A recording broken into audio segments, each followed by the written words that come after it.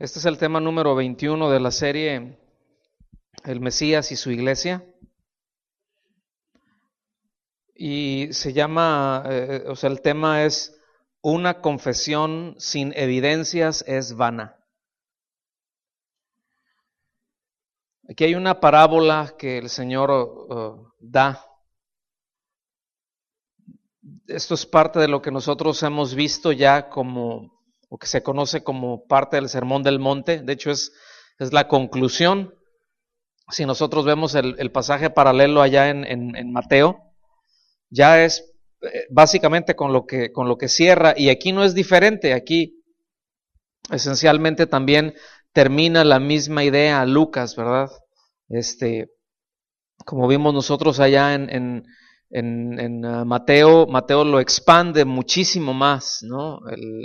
Lo que nosotros, repito, conocemos como el Sermón del Monte, pero aquí, bueno, ya está concluyendo y está utilizando esta parábola que a continuación vamos a leer para enfatizar la necesidad que tenemos como discípulos del Señor de obedecer sus preceptos.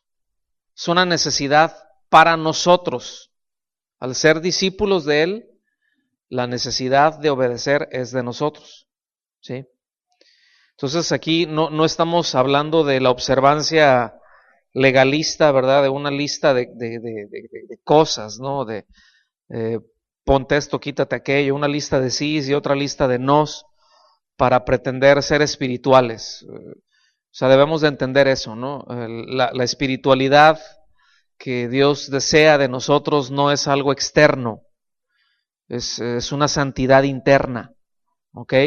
Que obviamente se manifiesta en lo de afuera, porque si nos vamos por solamente cuestiones externas, pues pudiera parecer que por fuera todo está bien, pero no es cierto, ¿verdad? O sea, y esto lo podemos ver vez tras vez tras vez. Ahora, cuando nosotros menospreciamos la palabra de Dios, es precisamente cuando no le damos el valor, cuando no le damos la importancia que tiene. Fíjense, fácilmente entonces podemos extraviarnos entre el legalismo y el libertinaje. Por eso esto es muy importante tenerlo en cuenta. Digan conmigo, decisiones. Siempre el Señor nos hace ver y nos pone, nos coloca, ¿verdad? En una posición en donde nosotros tenemos que estar decidiendo, continuamente tenemos que estar decidiendo. O sea, el Señor continuamente nos hace responsables de las decisiones y somos, de hecho, responsables de las decisiones que nosotros tomamos. El hecho de valorar la palabra de Dios es una decisión que nosotros tomamos, o sea, no se da así por default, pues, ¿no? El hecho de valorar la palabra de Dios, de que nosotros le asignamos un valor. Ahora, póngame atención con esto. No estoy diciendo que el hecho de que nosotros le asignemos valor a la palabra quiere decir que la palabra va a valer más. La palabra vale por sí misma y vale todo, porque es con lo que Dios creó y es con lo que Dios sustenta. Pero aquí me estoy refiriendo a nuestras vidas. Si nosotros menospreciamos la palabra, si no le damos el valor que tiene en nuestras vidas como discípulos, entonces vamos a fluctuar, como dije hace un momento, entre el legalismo, o sea, nos vamos a tener que apegar entonces a una lista de cosas que nos controle la vida, una lista de cuestiones externas, ¿verdad? O bien nos vamos a ir hasta el otro lado, hasta el lado opuesto, que es el libertinaje, ¿verdad? Y al cabo es que no hay problema porque Dios es amor y aleluya, aleluya, ¿verdad? Y no es así, repito, Dios de continuo nos pone, el hecho de valorarla, de apreciarla, es una responsabilidad que nosotros tenemos. Y por ejemplo, ahí es en donde nos coloca, ¿verdad? Ante las grandes alternativas de la vida. Y en esto, pues nos da el ejemplo Moisés. Él precisamente cuando, ahí en Deuteronomio, él concluyó toda una gran exhortación y una exposición de la ley de Dios, o sea, desde el capítulo 5 hasta el capítulo 30, está recapitulando acerca de toda la ley y es una exhortación continua, a poner atención, a voltear a Él, y Él concluye casi de esta manera, ¿verdad?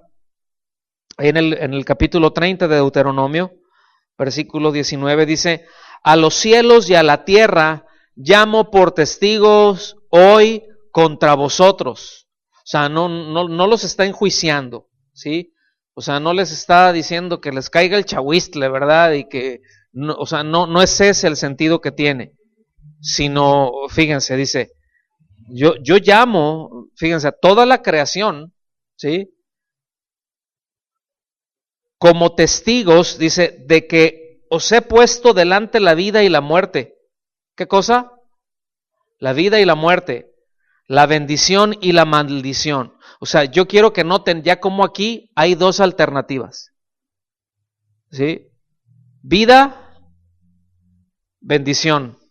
Muerte, maldición. O bien, bendición, vida, maldición, muerte. Si notan, hay un contraste. Entonces dice, escoge pues la vida. Vean la exhortación. O sea, de hecho es la demanda de una decisión. ¿Sí lo ven? O sea, nuestra decisión, nuestra voluntad está involucrada.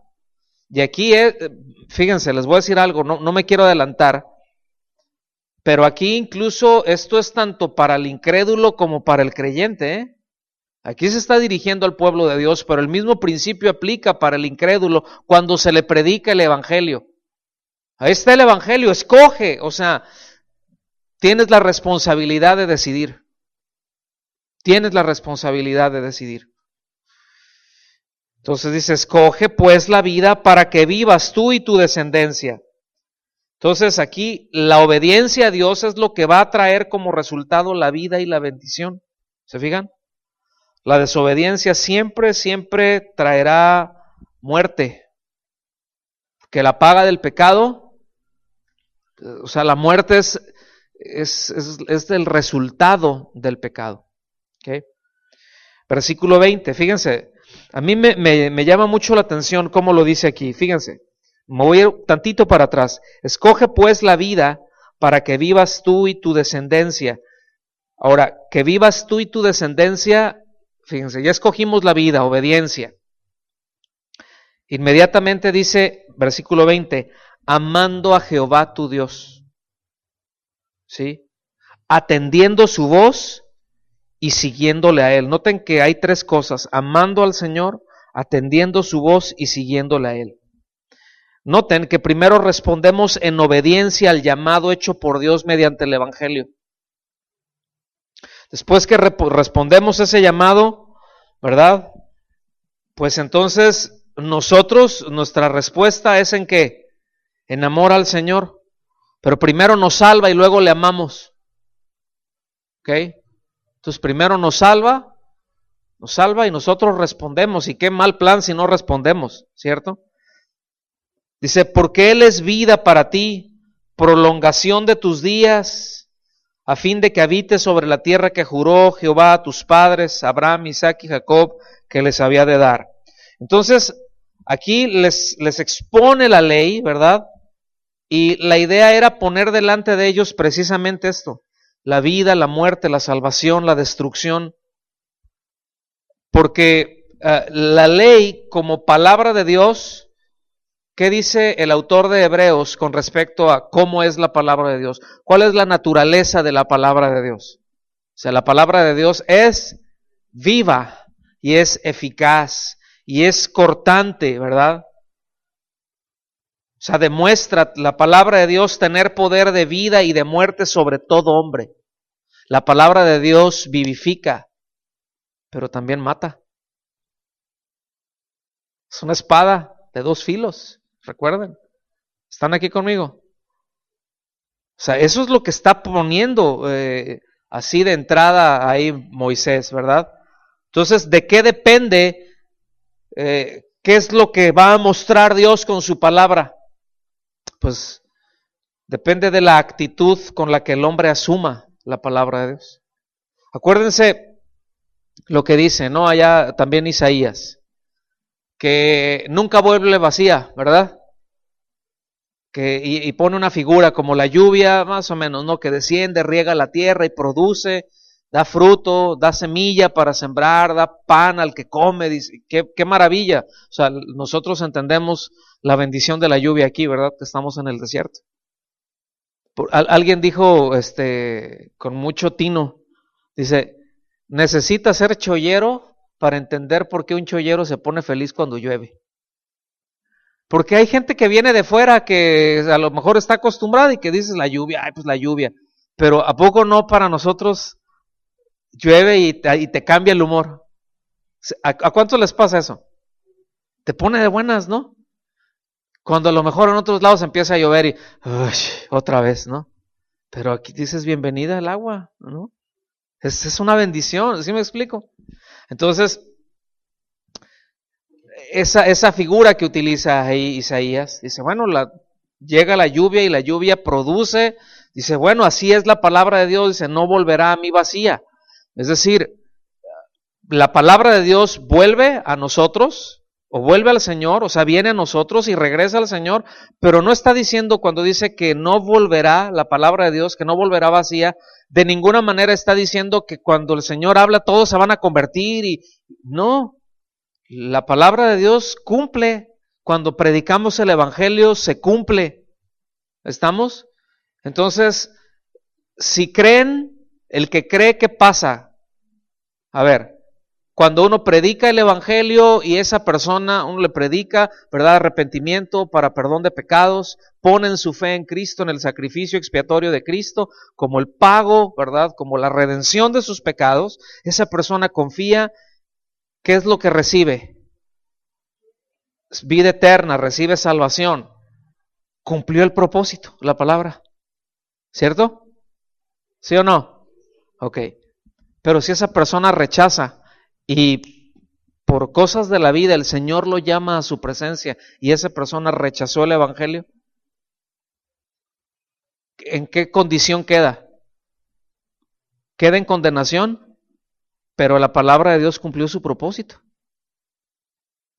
O sea, es decir, al que cree le da vida, pero al que no cree lo deja en condenación.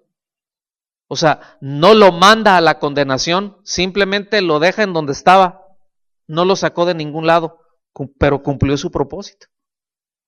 ¿Sí quedó claro eso? Muy bien.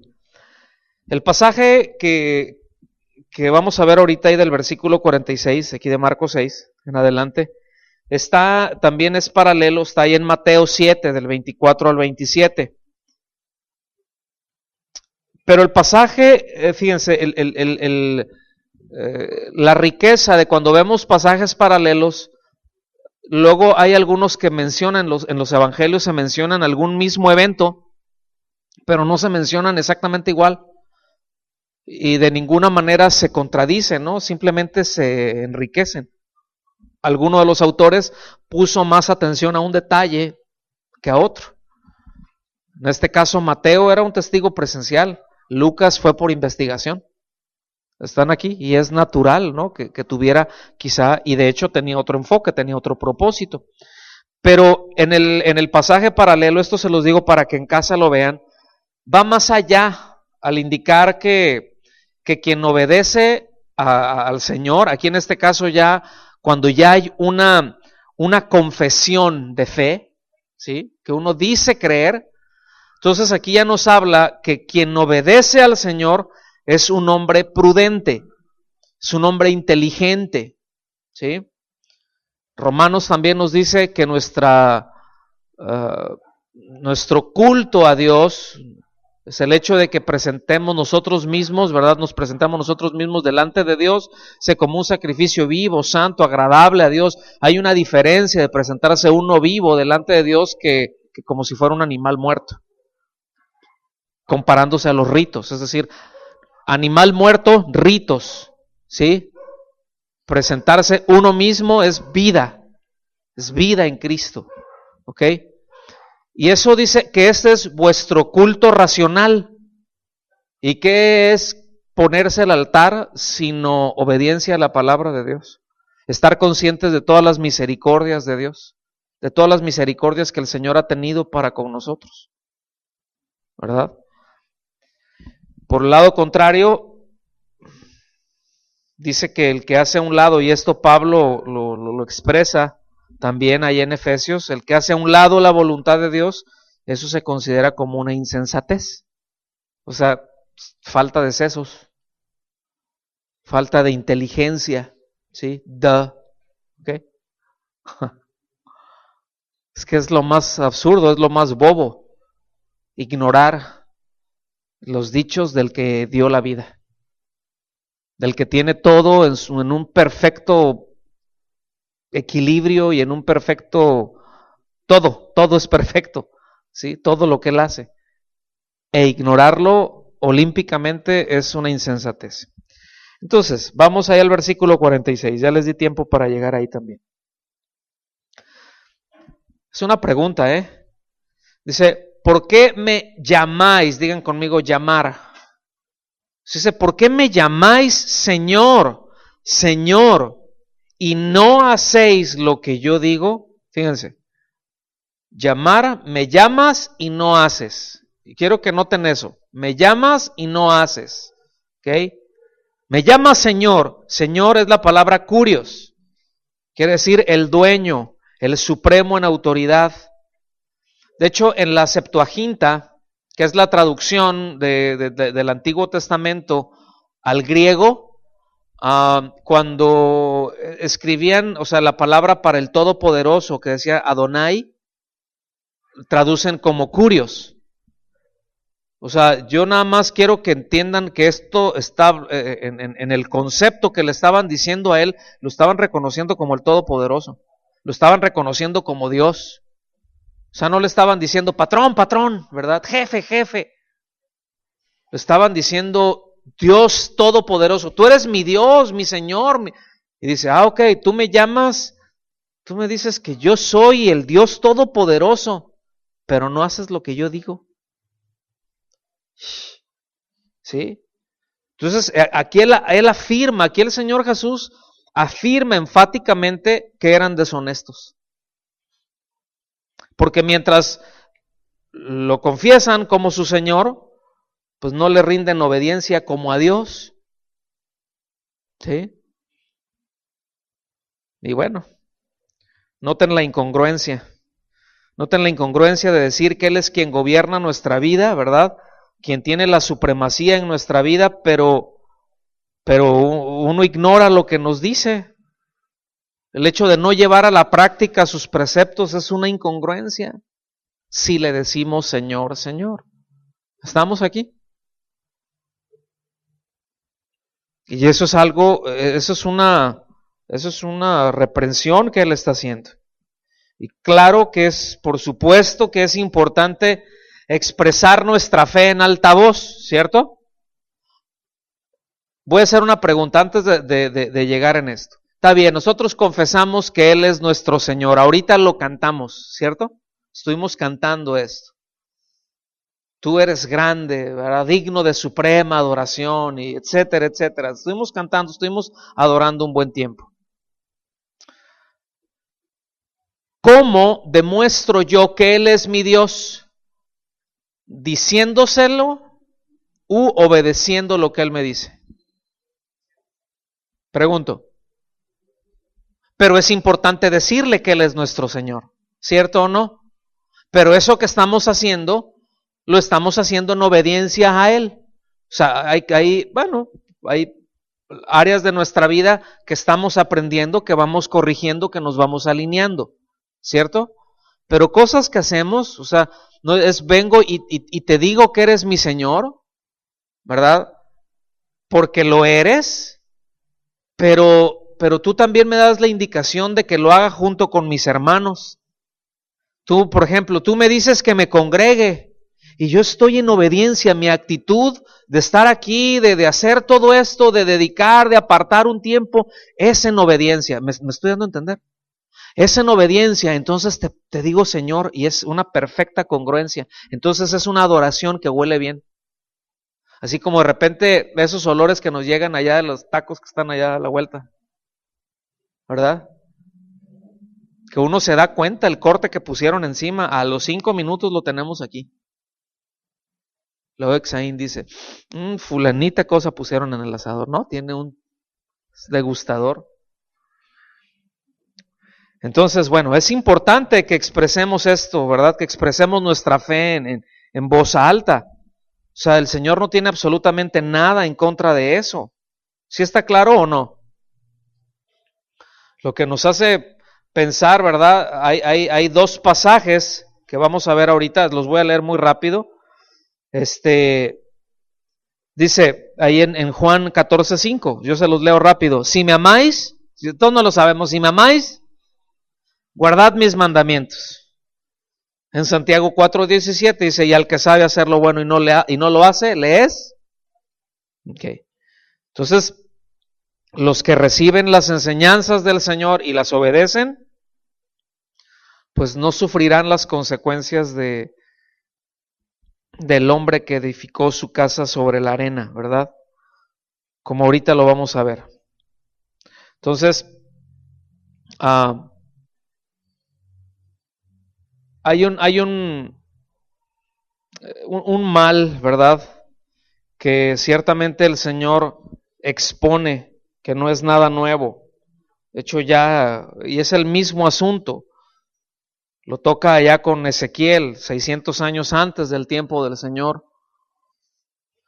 Ahí en Ezequiel 33-31 yo se los leo. Se lee de la siguiente manera. Fíjense, el Señor avisándole, ¿no? al profeta que iban a ir de los ancianos ahí del pueblo, que iban a ir los líderes, o sea, en representación del pueblo, dice, y vendrán a ti como viene el pueblo, y estarán delante de ti como pueblo mío, y oirán tus palabras, y no las pondrán por obra. Antes hacen halagos con sus bocas, y con el corazón de ellos anda en pos de su avaricia. Fíjate. Y si nos vamos todavía más para atrás, en Isaías, este pueblo de labios me honra, pero su corazón está lejos de mí. Entonces yo quiero que notemos esto, porque este es el énfasis que trae. ¿Por qué me dices una cosa cuando en tu corazón hay otra? Y no estamos hablando de que todas las cosas en nuestra vida tienen que estar al 100%, bueno, así deberían de estar al 100% siempre. La realidad es de que todos batallamos con cosas. ¿Cuántos de los que están aquí batallan con cosas? Levanten su mano. O sea, batallamos con nuestra carne, batallamos con el mundo y batallamos con el diablo y de repente con un que otro brother, ¿verdad? O sea, hay cosas con las que estamos batallando, hay cosas en donde se manifiesta nuestra humana debilidad y, otra vez, ¿no? Decimos, y estamos luchando con eso y son conflictos y dice uno, híjole, pues yo quisiera estar al 100 así, ya sin ninguna presión y nunca más en la vida. Y bueno, el Señor ciertamente nos guarda en paz, pero, como lo hemos dicho en repetidas ocasiones, pues en tanto estemos aquí le vamos a tener que dar y vamos a tener que esforzarnos. Se va a requerir nuestro esfuerzo en muchas áreas. ¿Sí me doy a entender? Y precisamente a la hora de que, viene la palabra de Dios y pone el dedo ahí, porque Dios sabe en dónde ponernos el dedo. Y nos pone el dedo ahí y tú dices, ¿verdad? Y le empiezas a dar respuestas ahí, vamos bien. El problema es cuando Dios nos pone el dedo en la llaga y nosotros no, ni ouch decimos. O peor, sí Señor, pero no le damos respuesta. Sí Señor, ya entendí. Sí Señor, sí quiero.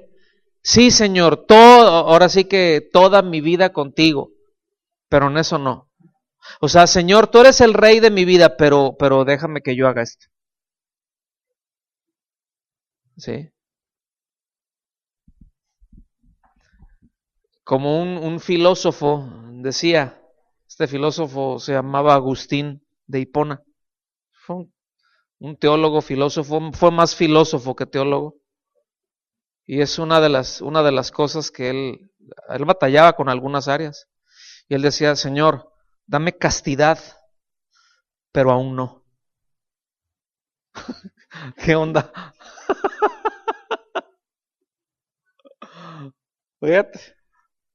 O sea, lo estaba haciendo, manifestaba la lucha que tenía, ¿no? Bueno, ¿cómo la ven? ¿Cuántos oran así? Versículos 47 al 49. Dice, todo aquel que viene a mí y oye mis palabras y las hace, os indicaré a quién es semejante. Cuando dice les indicaré a quién es semejante, es una manera de decir, les quiero asegurarme que les quede claro. ¿Sí? O sea, el que, en otras palabras, dice, miren, les voy a dejar en claro quién es y cómo es alguien que viene a mí, que me escucha y que me hace caso. Versículo 48, semejante es al hombre que al edificar una casa, cavó y ahondó. ¿Qué hizo primero? Cavó y cavó así, ¿fue superficial? No, cavó y ahondó. Escuchen bien, aquí está hablando de la atención que ponemos nosotros a la palabra de Dios. Es decir, alguien que oye su palabra y la hace, es alguien que no es superficial.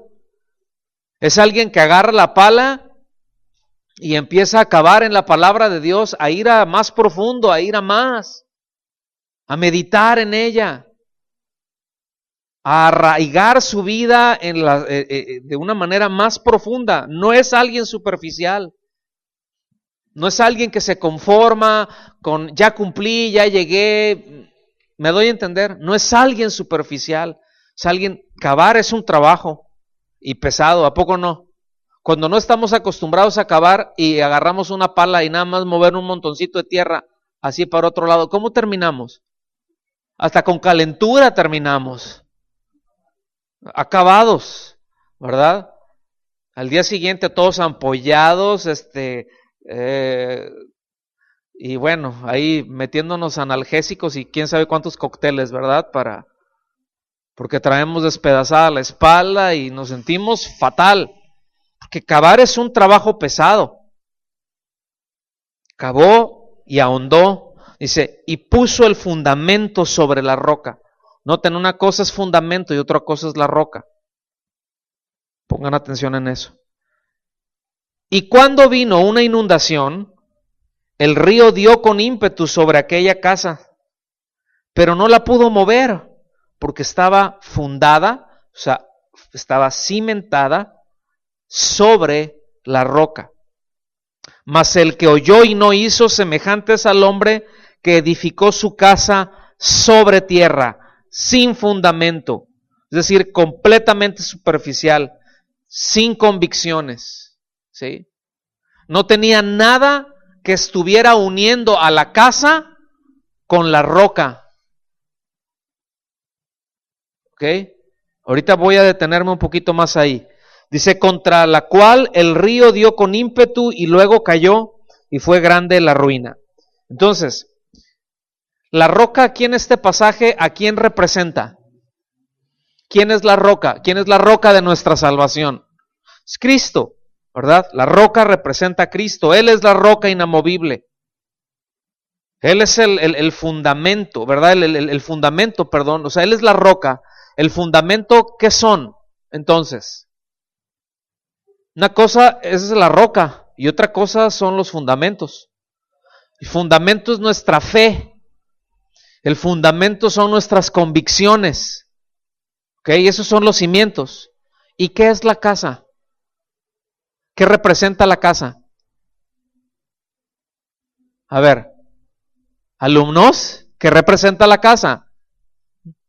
Nuestras vidas, ¿verdad?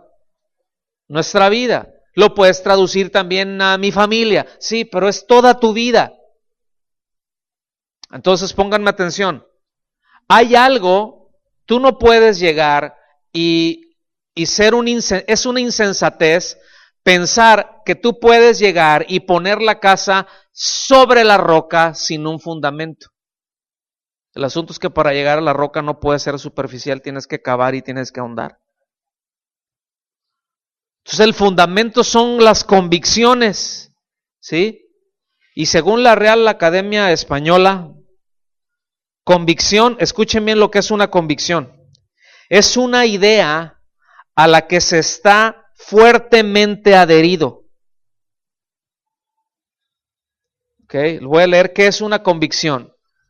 Una convicción es una idea a la que se está fuertemente adherido. El fundamento une fuertemente a la casa con la roca. Y cuando llegan los golpes de la vida, la casa está fuertemente adherida a la roca ¿mediante qué? Mediante el fundamento, mediante las convicciones. ¿Estamos? ¿Sí o no? O sea, el fundamento aquí, pues habla, son los cimientos, son esas mezclas de materiales que sirven para adherir firmemente la casa a la roca. En la casa de ustedes, cuando hace algunos años, varios, cuando empezamos a construir ahí, pues ven que está sobre una loma. Y hay mucha arena, pues aquí es muy arenoso, pues, ¿no? Aquí es muy poca arcilla lo que hay, es muy arenoso, muy grueso el grano, se deslava fácil, ¿no?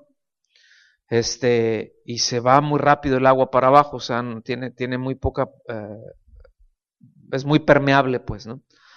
El caso es que cuando íbamos a empezar a construir, dijimos, hasta que llegues a la roca, hasta que toques el cerro. Y empezaron a hacer, y no sé como cuántos aventaron de profundidad, pero estuvo profundo.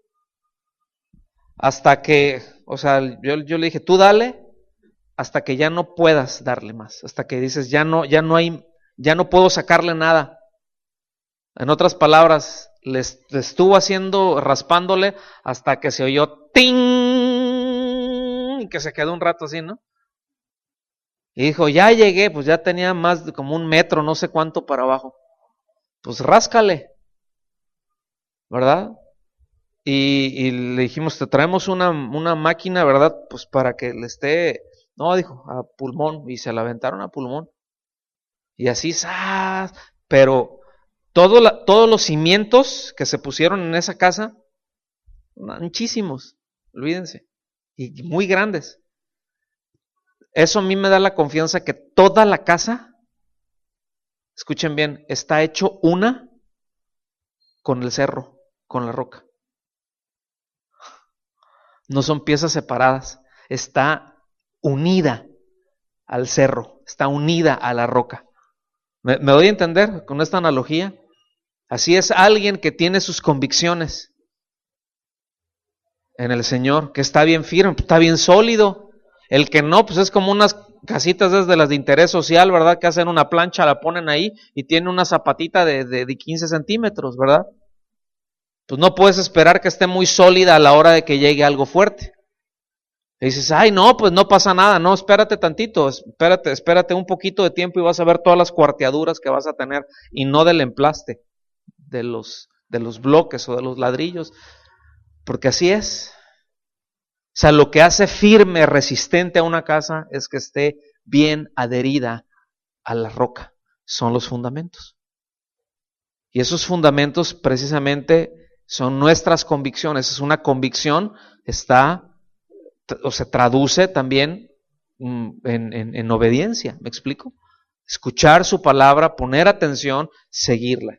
Entonces, qué bueno que recordemos y que entendamos que las ordenanzas del reino de Dios siempre, en primer lugar, van a manifestar el carácter del Dios que reina, ¿sí? Y que son para preservar a sus súbditos. Eso es lo que tenemos que tener muy claro para que nuestra convicción sea bien sólida. O sea, Dios es rey, ¿está bien? ¿Sí o no? El que manda, manda. Y Él es el que manda. Pero cada una de las cosas que Él manda, lo que hace es que refleja su carácter. Fíjense, en sus mandamientos expresa quién es, expresa cómo es. O sea, yo quiero que note que todos los mandamientos del Señor no son para el beneficio del Señor, ¿Sí se había puesto a pensar en eso o no? Todas las cosas que el Señor nos manda, el Señor no tiene un solo beneficio, algo que lo haga, que lo enriquezca más. Es decir, que nosotros obedezcamos no lo hace ser más Dios. Que nosotros obedezcamos no lo hace ser más santo. Que nosotros lo obedezcamos no lo hace ser más poderoso. O sea, no es como un rey terrenal. Estamos. Que depende de la obediencia de sus súbditos, del trabajo, de las respuestas de sus súbditos, ¿verdad? Pues para ver qué tan fuerte es el reino. El reino de Dios es fuerte porque el rey es fuerte. Y él es suficiente, todo suficiente para defender a sus súbditos. Entonces, todos los mandamientos que Dios da son precisamente para la preservación de sus súbditos. Y qué bueno que podamos tener en claro que el hecho de que nosotros nos sometamos a su señorío, ¿verdad? Pues nos va a librar de gobernarnos a nosotros mismos, porque gobernarnos a nosotros mismos es la ruta más corta para la autodestrucción. Sí saben de lo que estoy hablando, ¿no? O sea, el gobernarnos a nosotros mismos, el no considerarlo a Él, es la ruta más corta para la autodestrucción. Ahora, regresamos aquí a al pasaje. ¿Cuál es la diferencia que había entre estos dos hombres? Yo sé que ustedes ya la saben, pero déjenme preguntarla otra vez. ¿Cuál es la diferencia? Es decir, ¿sabía uno más que el otro? ¿Sí o no? No. ¿Conocía más el uno que el otro? ¿Cuál era la diferencia entonces? ¿Cuál fue la diferencia entre uno y el otro? Que uno obedeció y el otro no. Que uno le dio respuestas a Dios, que oyó e hizo, y el otro oyó y se hizo. Así nos pasa, ¿verdad? A veces. Entonces la desobediencia a Dios, mis hermanos, es una insensatez, es una cosa muy, muy torpe, ¿sí? Entonces solamente, escuchen bien, una vida que está fundada en la obediencia a la palabra de Dios puede permanecer en pie. Eso es lo que está indicando, eso es lo que nos está diciendo el Señor.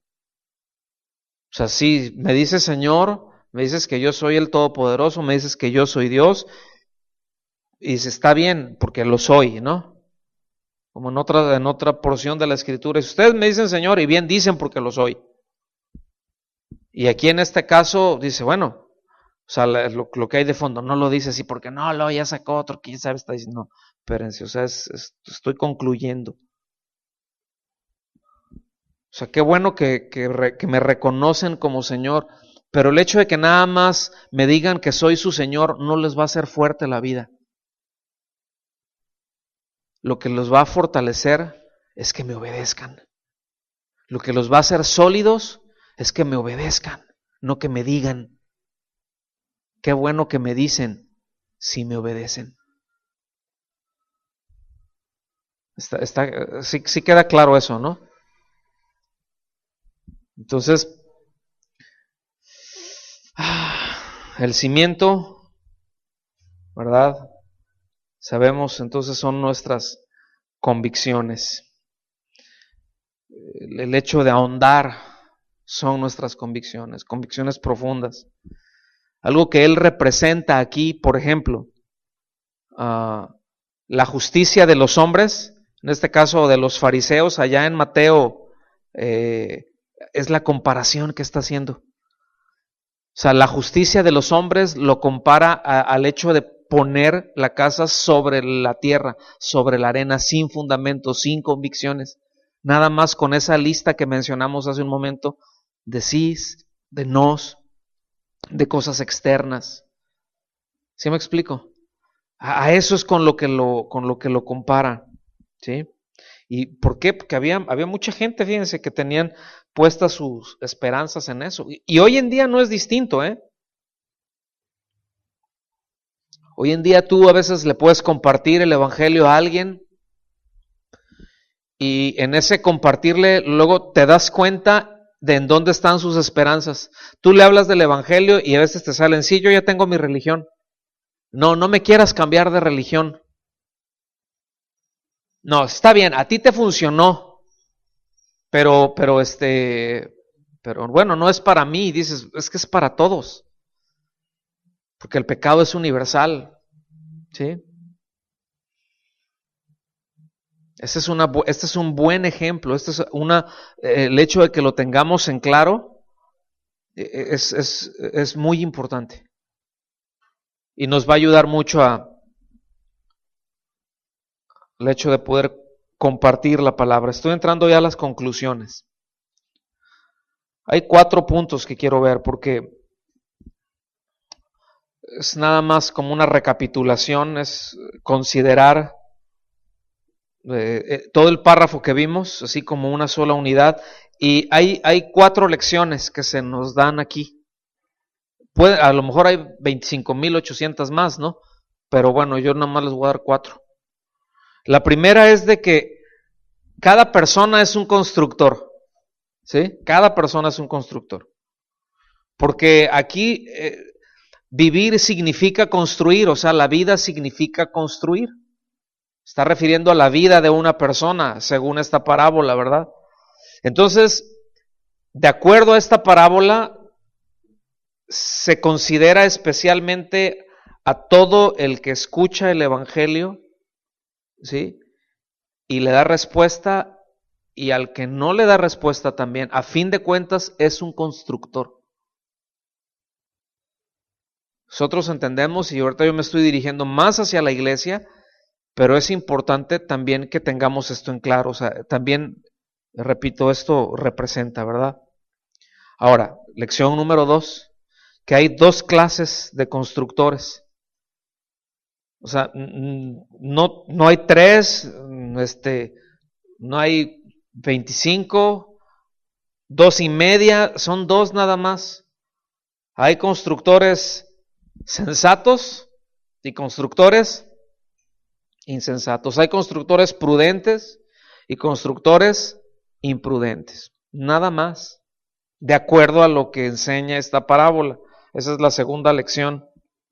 La tercera lección es que el constructor sensato o sabio edifica su casa sobre Cristo, ¿sí? Porque Él es la roca sólida, ya lo hemos dicho en repetidas ocasiones. Él trata de una manera seria y muy sinceramente, ¿verdad?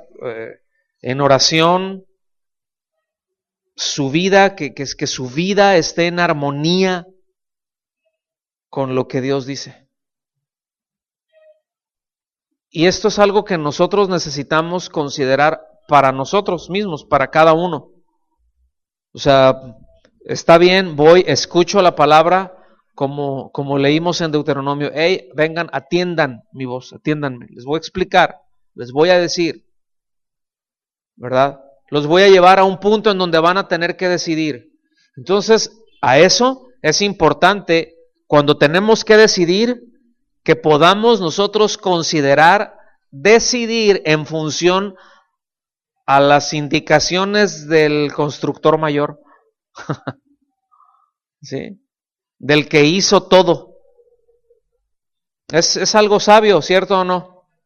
Los que tienen, o que compramos de repente así algún aparato, ¿no es sabio antes de empezar a moverle, darle aunque sea una ojeadita a las instrucciones?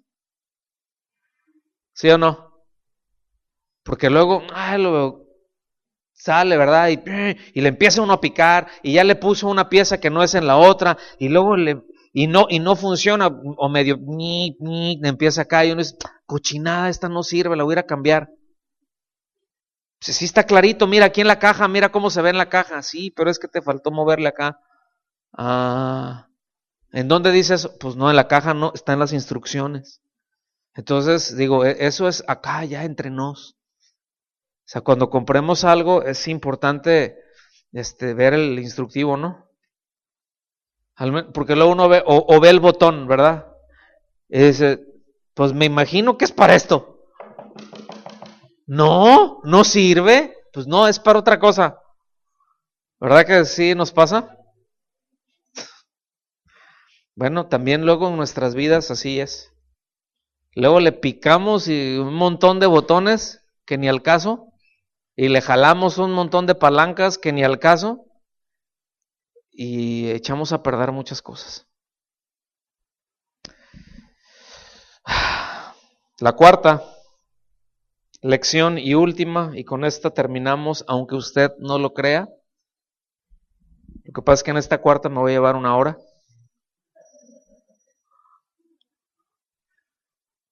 Es que la hora de la crisis es inevitable. Crisis en nuestras vidas son inevitables. Nadie puede eludirlas.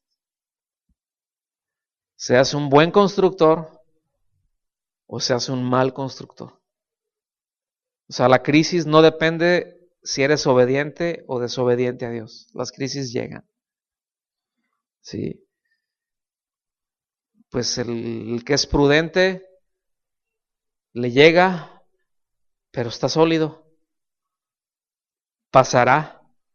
Y cuando pase, no va a haber ruinas. A lo mejor va a estar despostillado, a lo mejor va a tener ahí cosas que hay que arreglar, ¿cierto?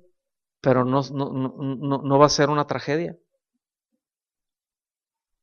¿Cuántas familias hay? Fíjense, ¿cuántas parejas hay que prácticamente se casan divorciados?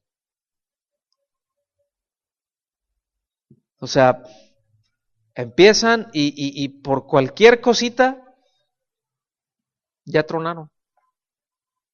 Y dices, oye, pues esto no fue una inundación, ni siquiera fue un chubasco, fue una lloviznita ahí, ¿verdad? Y ya se desbarataron. Ya entraron en conflictos serios. Sí me doy a entender. Pero el hecho de que podamos nosotros tener en claras estos puntos, ¿sí?